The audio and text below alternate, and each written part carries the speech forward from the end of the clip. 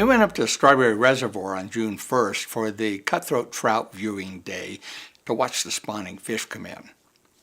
We were met at the visitor center by the gracious host of Earl and Wendy LeMaster, and they gave us some information that we needed and then showed us where to go for the fish trap and egg recovery facility. When we arrived there, we had project biologist Justin Robinson showing off a 26-inch cutthroat trout. Wow, that was an impressive fish. And it was a little bit of a struggle for him to hold it still because the fish was so strong. Later, we talked to Justin about the importance of cutthroat trout in Strawberry Reservoir. You want to talk just a little bit about the importance of the cutthroat for the ecology of the lake? The whole reason that we have the cutthroat in Strawberry Reservoir is to control the Utah chub.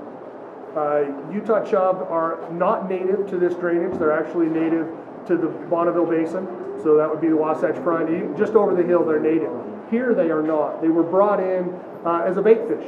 People like to use live bait, but they don't want to carry them home because they can just go down to their pond and get more the next time. So they just dump them over the side of their boat when they're done with the day, the ones they haven't used for fishing. So they got introduced.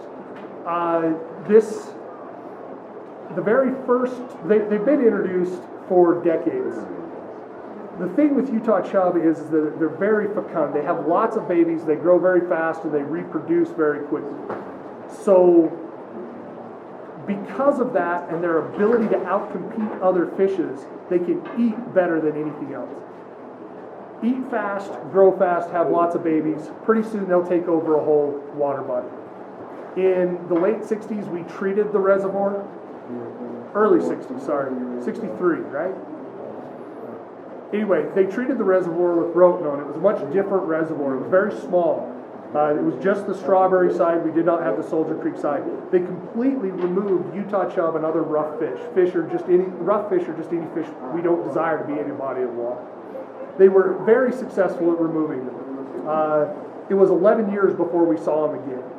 By the time that chub population grew to where they were crowding out our sport fish, our rainbow trout at the time mainly, the reservoir had grown. It included both the Strawberry and the Soldier Creek sides.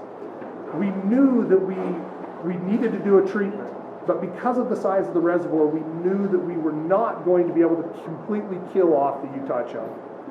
So at the time, the biologist in charge decided we needed to bring in a biological control, a fish that could eat these Utah chub. And so what we would do is the treatment would be a reset. Knock the populations back, we'd flood it with a bunch of this predatory fish that could then keep the chub in control as the chub population started to rebound from the treatment.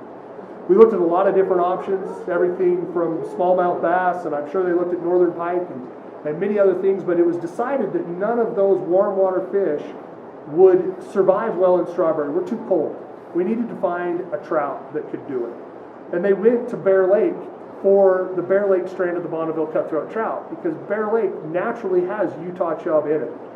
But the population is not out of control. And that's because as those two species, the Utah chub and the Bear Lake strain of the Bonneville Cutthroat, evolved together, the Bear Lake Cutthroat became very good at eating Utah chub. We thought, let's try it.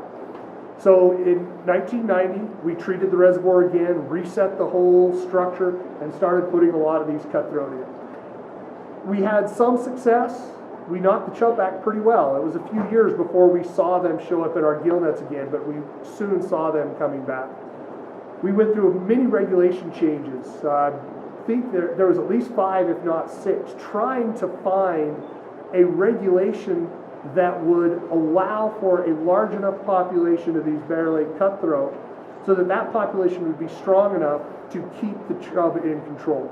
And with the slot limit that we have in place right now, where we protect all fish from harvest between 15 and 22 inches, allow a couple of smaller, less than 15-inch fish to go home because they aren't ready to start eating other fish yet. And then by the time they get to 22 inches, we still want people to be able to harvest those larger fish. There are very few of them that get to that size in the reservoir, so we wanted to allow for some harvest. We really looked at what size fish, what size barrel-lake cutthroat is going to be our best chub eater, and that was fish between 16 and 22. So we put the slot limit on in 2003 and instantly saw a decline in the Utah chub population. From the regulation went into effect January 1, by the time we gill netted in October, the chub population had gone back down. It had started to ramp up before the slot was put on. Since 2003, we've seen the chub population come back down. They're not completely gone, but it's very low, and the population is very stable, as long as we have strong populations of the barrel-lake cutthroat. Recently, we've seen a slight decline.